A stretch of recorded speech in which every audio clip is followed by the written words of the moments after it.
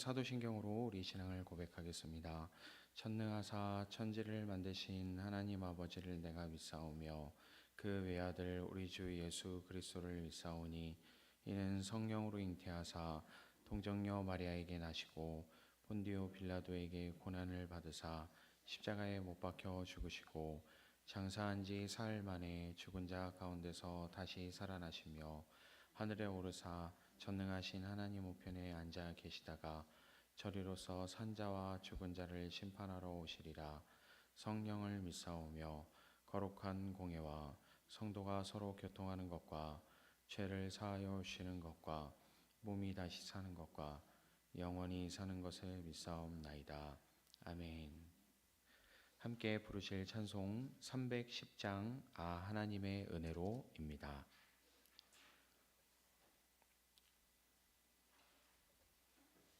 찬송가 310장 아 하나님의 은혜로입니다. 310장 함께 찬양하겠습니다.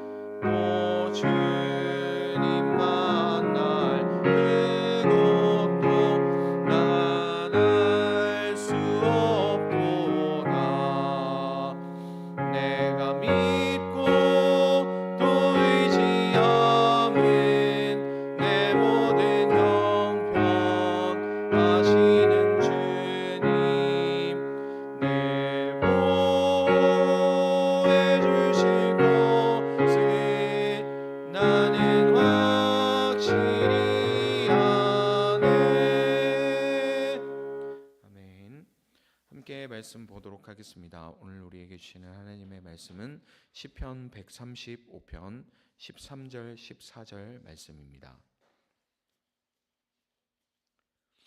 구약성경 870페이지 시편 135편 13절, 14절 말씀입니다. 135편 13, 14절 함께 읽겠습니다. 주님, 주님의 이름이 영원히 빛날 것입니다. 대대로 계속될 것입니다. 주님께서 당신의 백성을 변호해 주시고 당신의 종들을 위로하여 주신다. 아멘. 할렐루야. 오늘도 새벽을 깨워 주님의 전에 나오신 모든 성도님들을 주님의 이름으로 축복하고 환영합니다. 성령 하나님께서 이 시간도 우리와 함께 하십니다. 성령님의 도우심으로 이 하나님의 사랑이 넘치는 오늘 하루의 삶을 살아갈 수 있게 되기를 주님의 이름으로 축복합니다. 오늘 우리가 135편 이 말씀을 통해서 하나님의 선하심과 그리고 또한 하나님의 그 좋으신 성품이 얼마나 크신지를 깨달을 수 있게 되는 오늘 우리의 삶이 되기를 또한 소망합니다. 오늘 말씀을 통해서 이 찬양과 예배의 참된 의미와 유익, 그리고 또한 우리의 삶 가운데 찬양과 예배를 통해서 일어나는 놀라운 일들을 묵상하면서 다시 한번 우리의 마음이 하나님을 사모하고 예배하기를 소망하는 그 마음이 일어나게 되기를 바랍니다. 먼저 우리가 왜 하나님을 찬양해야 되는가? 오늘 말씀을 통해서도 분명하게 알 수 있습니다. 하나님의 위대하심과 선하심을 먼저 시편 기자가 이야기하고 있는 것을 볼 수 있습니다.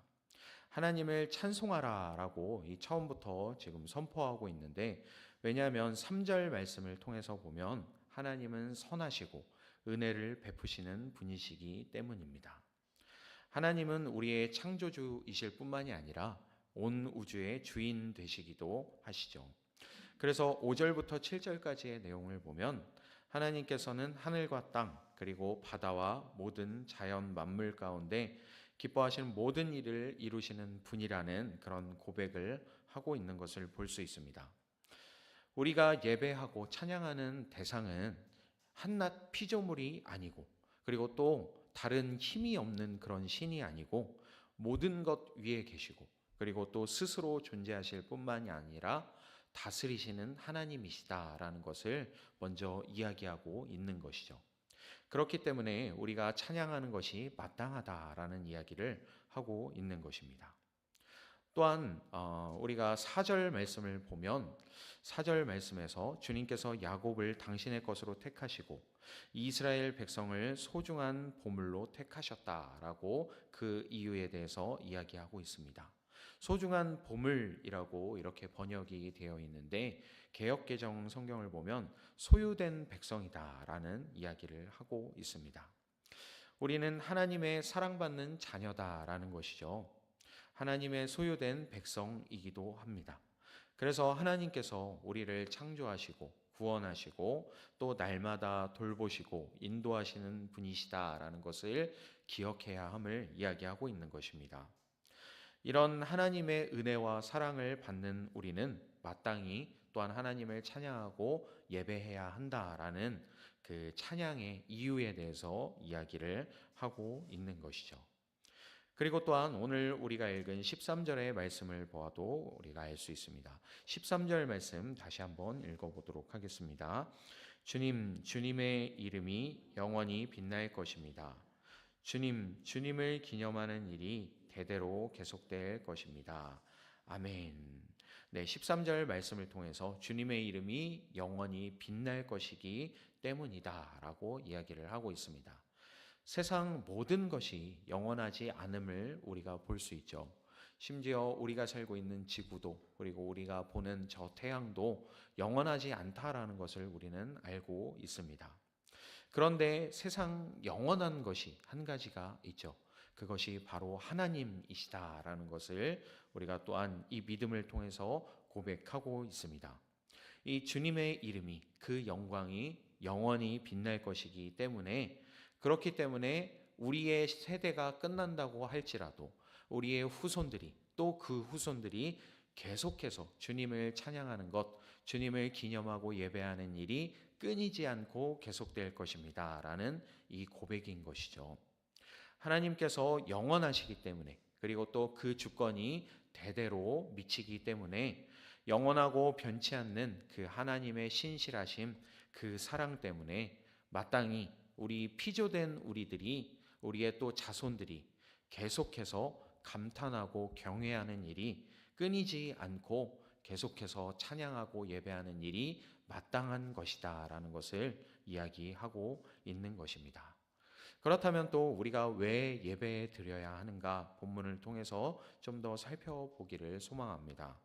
먼저 찬양하고 예배할 때 우리의 영혼이 새로워진다라는 것을 우리가 볼 수 있습니다.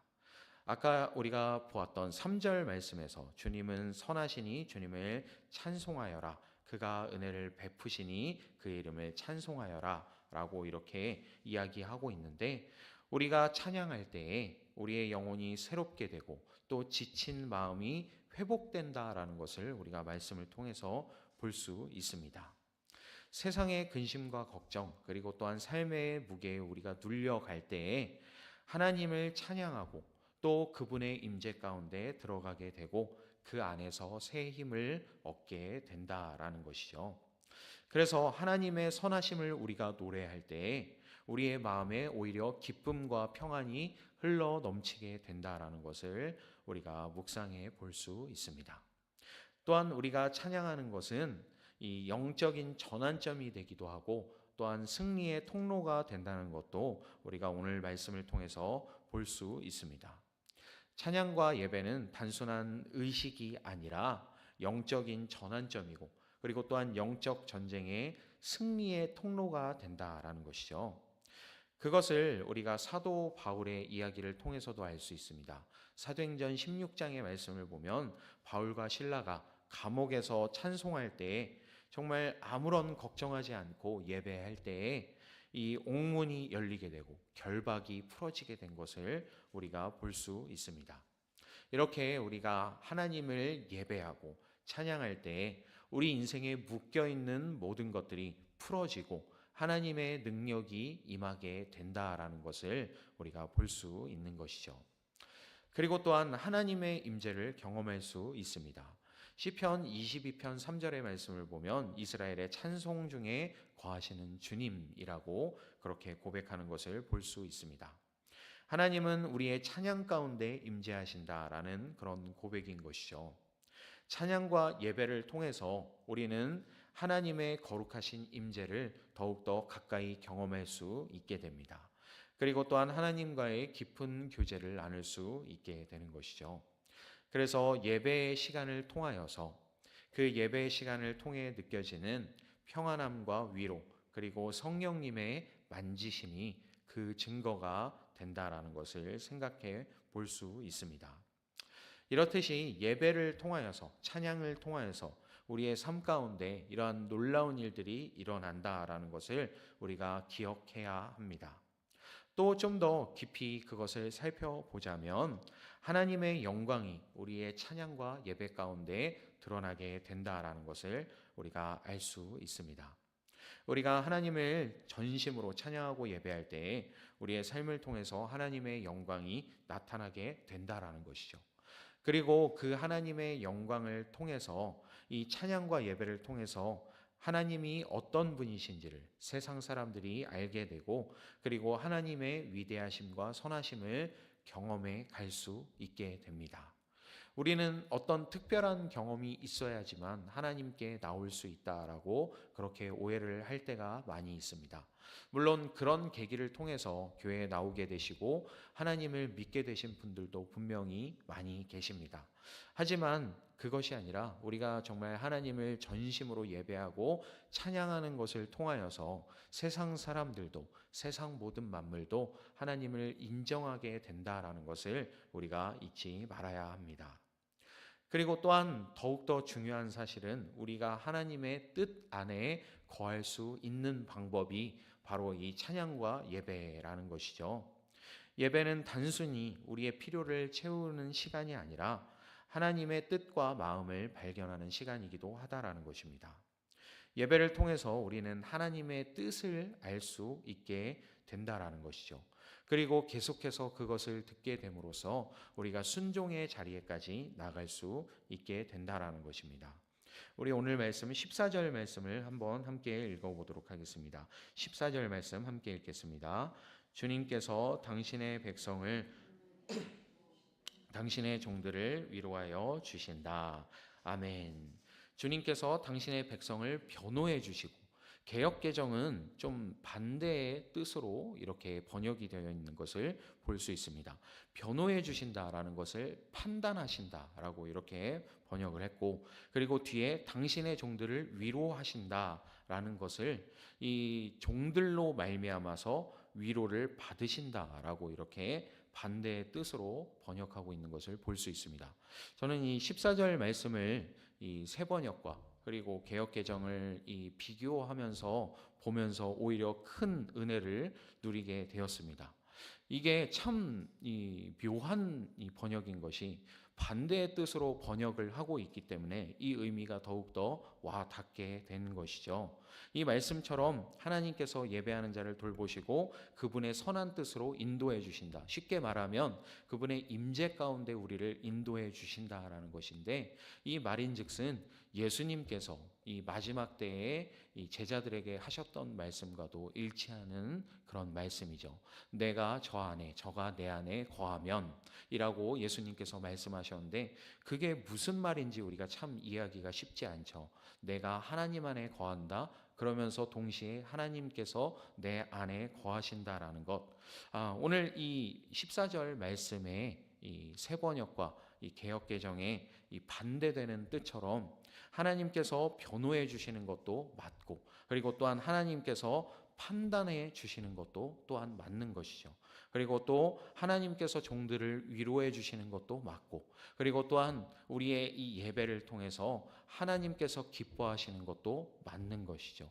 이렇게 우리가 하나님 안에 거하고 하나님께서 우리 안에 거하는 것이 예수님께서 어느 날 갑자기 우리에게 툭 던져주신 말씀이 아니라 이미 구약시대 때부터도 이 시편 기자가 이해하고 있던 그런 의미이기도 하다라는 것입니다.